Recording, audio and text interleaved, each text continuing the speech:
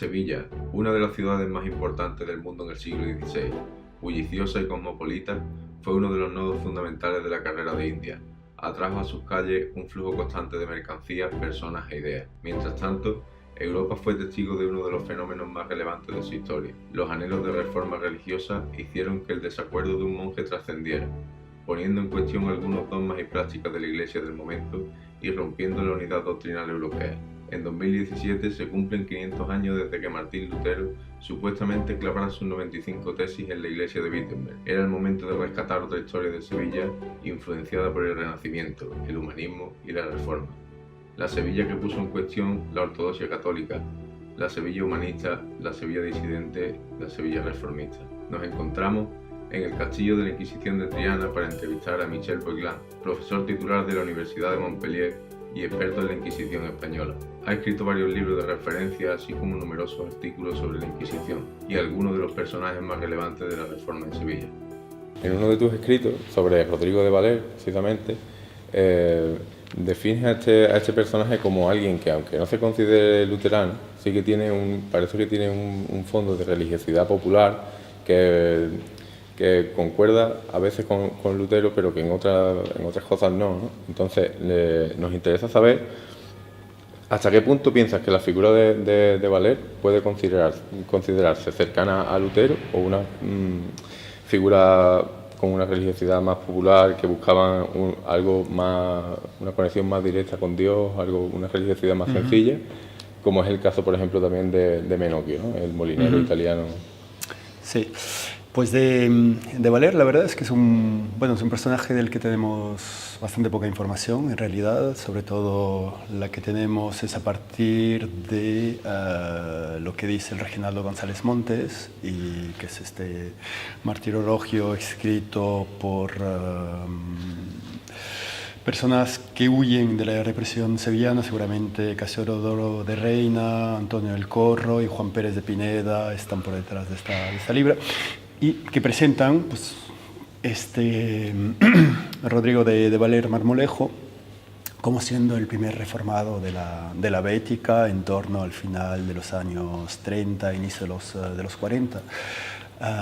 Ahora bien, es cierto que tenemos muy poca información sobre él. Hemos encontrado algunos en un proceso de otro personaje, Gómez Camacho, que era un personaje, una especie de santón local de Jerez de la Frontera. Pues encontramos algunas informaciones sobre Valer, que efectivamente lo encasillan dentro, sobre ciertos puntos de esa corriente del protestantismo, de lo que la Inquisición califica de luteranismo, en particular la cuestión de la gracia, de la justificación por la fe, pero también intervienen otros elementos como el profetismo. De hecho, la sentencia contra Valer va a ser de pseudo profeta de Andalucía, parece que es lo que era la que había en su Samenito cuando fue reconciliado. Y está claro que confluyen varias influencias. También tenemos la impresión de reconocer los elementos del, lo que se ha llamado el alumbradismo, aunque el alumbradismo es una calificación penal de la Inquisición, calificación criminal. Pero también encontramos elementos muy propios de la rigicidad, de la sensibilidad conversa también que presentó Stefania Pastore, puesto que sabemos que, por ejemplo, la esposa de Valer era de origen converso. Incluso Valer no era noble, como lo presentan Valera y Reginaldo González Montes, y es posible que se relacionara con diferentes miembros, personas conversas. Entonces son diversas las influencias, y hay, desde luego, estamos en el siglo XVI, por tanto, efectivamente, encontramos, como en Italia también, unas corrientes que buscan una relación más sincera, también enfrentarse a los textos sin pasar por la mediación de la Iglesia. Y bueno, y a partir del proceso de Valer, que es en el 1538, puede ser, o 1500... Sí, los historiadores no están de acuerdo sobre las fechas. Yo he propuesto una nueva cronología, haciéndolo remontar a 1538, y el segundo probablemente en torno a 1541. Y desde ese punto hasta 1549, creo que es el de Juan Gil, el segundo de Juan Gil. ¿Por qué la Inquisición no actúa? Porque parece que sí que hay círculos, empiezan a haber círculos heterodoxos en la ciudad, ¿no? Pero no actúa la Inquisición, ¿no? ¿Por qué? ¿A qué se debe eso? La Inquisición no actúa, bueno, primero hay que saber que tenemos muy pocas fuentes para la época, es decir, que utilizamos los fondos de Sevilla han desaparecido cuando la abolición de la Inquisición, y entonces los únicos fondos que tenemos es la correspondencia administrativa, por tanto a veces vemos pasar listas de nombre, pero es imposible saber el delito. Aún así, efectivamente, entre 1541 y 1549, que es la detención de Egidio, que será condenado 3 años más tarde, en 1552, sí que hay procesos, por ejemplo, contra Egidio y contra Francisco de Vargas, que era otro personaje de la Complutense, que era predicador en Sevilla, profesor de teología. Y sabemos que contra ellos, que han defendido públicamente a Rodrigo de Valer, pues hay una causa que está abierta, y de hecho en 1546, cuando muere Francisco de Vargas, pues hay un documento inquisitorial que dice que está el proceso llamado, es decir, que Sí que no hay elementos suficientes en la medida en que ha fallecido, lo dejan inconcluso, aunque será condenado, parece, en torno a los años 1570, otra vez. Entonces, hay una actividad. Constantino de la Fuente también recibe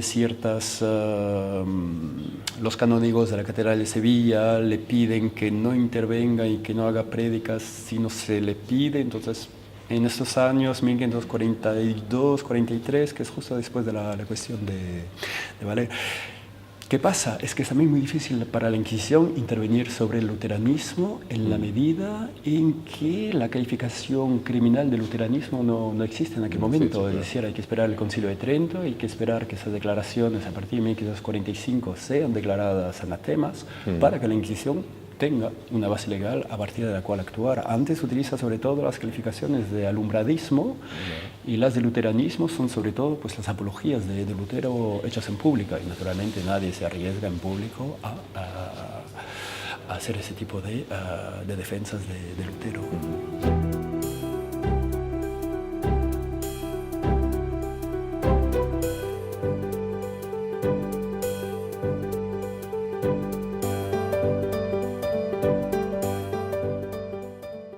Con respecto a lo que comentabas del alumbradismo y demás, en esta heterodoxia sevillana, ¿hasta qué punto se puede decir si es más afín a eso, al movimiento alumbrado, al erasmismo o al luteranismo, o bien una mezcla de todas estas influencias? Estamos siempre con el mismo problema, tenemos fuentes bastante parcelarias, pero lo que aparece muy claramente de alumbradismo, la verdad, bueno, salvo una corriente así muy general, muy difusa, pero no se puede comparar con los procesos de alumbrados de Toledo de los años 1520, 1525. En cambio, sí que notamos una presencia pues, muy fuerte del influjo de Erasmo inicial, pero claro, estamos en los años 1557, en un momento en que las fronteras confesionales van hiriéndose. Estamos también en un momento en que el Concilio de Trento, a partir de 1545, a partir de 1547 más particularmente, ha definido claramente el gran dogma, por ejemplo, de la justificación. Entonces los linderos aparecen muchísimo más precisos. Y en Sevilla la impresión que destaca es que existe un grupo claramente protestante de educación reformada, calvinista, que se desarrolla en particular después de la muerte de Juan Gil Egidio, que había sido condenado la primera vez, como vimos, en 1549, y que luego va a seguir actuando, pero de forma oculta. Y sus discípulos, como Cristóbal de Losada, por ejemplo, y varios otros, pues son los que van a tomar a cargo la pequeña comunidad, esta iglesia chica, que él había calificado como tal de su tiempo, y que va a evolucionar hacia una iglesia calvinista con los textos que Juan Pérez de Pineda, que era un antiguo discípulo de Egidio, pues hace publicar en Ginebra y manda para España. Luego alrededor de esos pues tenemos también movimientos antitrinitarios, hay movimientos también que yo calificaría de evangélicos en el sentido que Erasmo le da, es decir, de gente que vuelve al Evangelio como base y que rechaza todos los mandamientos que sean de la Iglesia. Y luego tenemos a personajes que van a ser procesados, pero que se encuentran simplemente en este momento en que la Inquisición lo que quiere es dar un golpe bastante fuerte para marcar muy claramente los comportamientos que en adelante ya no se toleran y que formaban parte anteriormente del cristianismo y del catolicismo sin ningún problema. Y bueno, en la aparición de estos círculos heterodoxos, ¿qué papel juega el obispo Alonso Manrique? ¿Lo permite? Manrique es un arzobispo del Renacimiento, un personaje del Renacimiento que va a defender de forma bastante clara a los erasmistas en España. En la Junta de Valladolid, pues como sabemos, la Junta de Valladolid al final no va sus últimas sesiones son canceladas, por tanto no es una prohibición, no es una autorización del erasmismo, pero tampoco es una prohibición.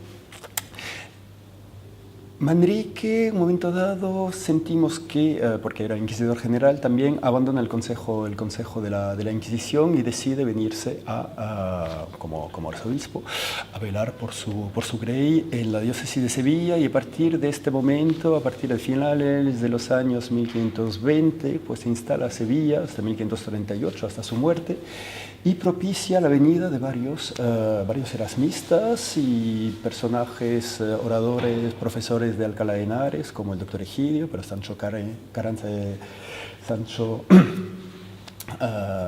Miranda, Constantino de la Fuente, Francisco de Vargas, y Vargas, Constantino y Egidio van a tener un papel bastante importante en el desarrollo de de una sensibilidad muy evangélica y que progresivamente va a evolucionar hacia la Constitución, por lo menos en el caso de los discípulos de Egidio, hacia un grupo de educación protestante.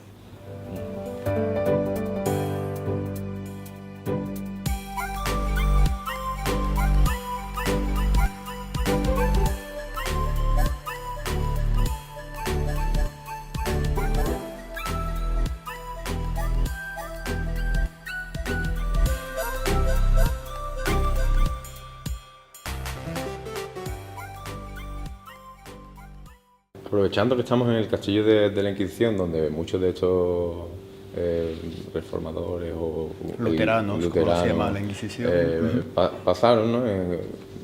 Durante su estancia, durante su presidio. ¿Nos puedes comentar, aunque sea brevemente, cómo era la vida de esos presos aquí? Pues el proceso inquisitorial está enteramente encaminado hacia sonsacar una confesiones que sean sinceras y que sean las más completas posibles. Las más completas posibles es reconocer tus propios hierros, pero también denunciar a todas las personas que habían sido miembros de esos conventículos. Por tanto, son denuncias en cascada y rápidamente pues, los inquisidores tienen varios elementos. Generalmente empieza con 3 audiencias. Una primera audiencia que es simplemente la presentación del estado civil del preso, diferentes informaciones, y ya las segundas y tercera audiencias pues están encaminadas a decirte que sabemos que has atentado contra la fe por algunos motivos, y si tienes alguna cosa que decir al respecto. Y a partir de ese momento, si el preso no confesaba nada, pues se pasaba a la fase acusatoria con la acusación del fiscal, que sigue en términos muy generales, y a partir de ese momento el reo que no colaboraba veía su pena ponerse bastante más recargada a continuación, y luego venía la fase probatoria. Hay que saber que en ningún momento los nombres de los testigos son presentados, siempre son testimonios de forma anónima, los cargos están presentados de forma suficientemente vaga para que no puedas saber quién te ha denunciado, puesto que podías también denunciar a ciertos testigos como no siendo objetivos. Pero los testigos aparecen, ¿no? En algún momento, porque a veces... En los procesos aparecen, sí, naturalmente, pero no te presentan el nombre de la persona que te acusa de ciertos delitos. Tú puedes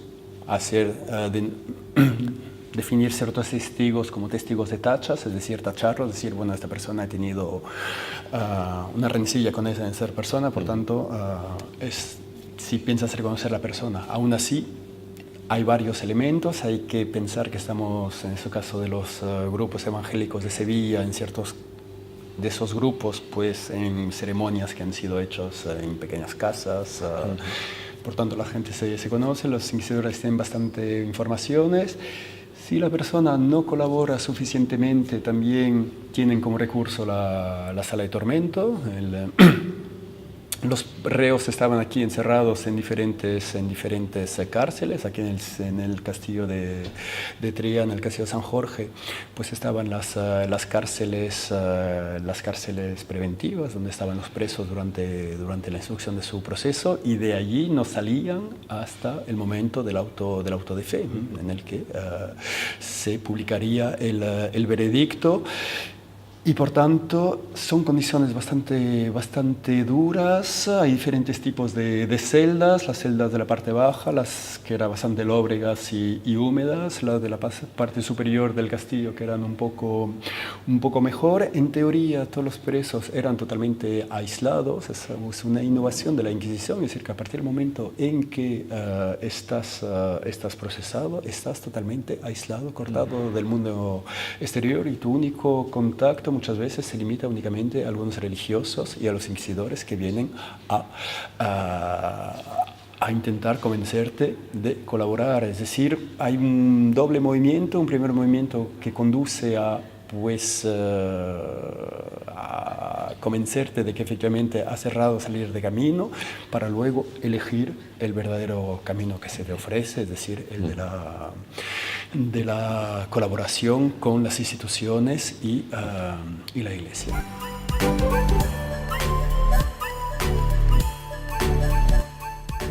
Bueno, y para terminar, la última pregunta es sobre fuentes. Tú has trabajado sobre fuentes de la Inquisición, del Archivo Histórico Nacional, sobre todo, imagino. Quien quiera estudiar estos temas, ¿tiene algunas fuentes más? ¿Tiene algún archivo? ¿Dónde tiene que ir a consultar? ¿En Sevilla, dices? Sí, para la reforma en Sevilla. Bueno, en Sevilla los fondos inquisitoriales desgraciadamente han desaparecido. Siempre esperamos algún día verlos aparecer, algunos de ellos en alguna casa, pero por ahora no hay elementos. Se ha publicado hace poco todos los elementos referentes, un libro de Tomás López Muñoz referente a una transcripción de la mayoría de los documentos relativos a esos grupos evangélicos o luteranos o protestantes, como quieras llamarlos. Pero aquí mismo en Sevilla pues está el archivo de protocolos, que nos da muchísimas informaciones de tipo notarial a propósito de esos círculos, que nos permiten conocer la instrucción social de esos reos, que nos permiten ver también su inserción social dentro de redes mercantiles u otras, que nos permiten ver también su conexión con otras ciudades, puesto que hay una conexión entre Sevilla y Valladolid, pero también Sevilla y Valencia, y Alcalá de Henares también, y justamente esas fuentes notariales son bastante interesadas y hasta ahora pues bastante conocidas, ¿no?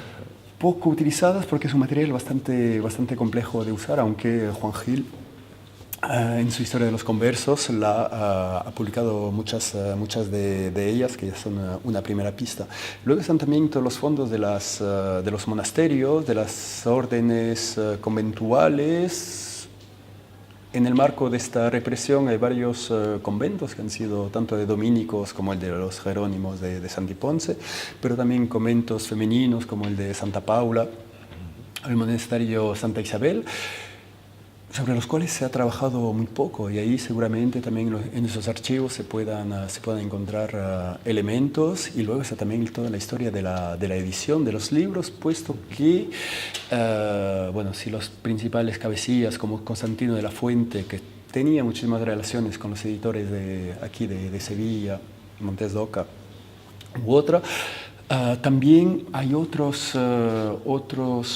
predicadores y escritores en la misma vena, aunque no han tenido el mismo, no han terminado tan dramáticamente, afortunadamente para ellos, pero como por ejemplo Baltanás, sobre el cual también queda mucho por hacer. También hay mucho que hacer sobre las obras impresas, por ejemplo, de un personaje que estuvo aquí en Sevilla y que fue extremadamente activo para la estructuración de estos círculos, que es Juan Pérez de Pineda. Juan Pérez de Pineda, que se exilia a París en 1549, cuando empieza la primera causa contra Egidio, y que luego va a estar en Francfort, en Inglaterra, en Ginebra, y que va a ser un personaje extremadamente importante para la estructuración de este círculo calvinista de Sevilla. Pues nada, esperemos que se explore un poco más el asunto. Que esperemos que nuevos y que investigadores de Sevilla pues vayan tomando ese tema. Que y nada, muchas gracias por tus conocimientos, por tu tiempo y por estar aquí con nosotros. Gracias a ustedes. Y que disfrutes de tu estancia en Sevilla. Muchas gracias. Encantado.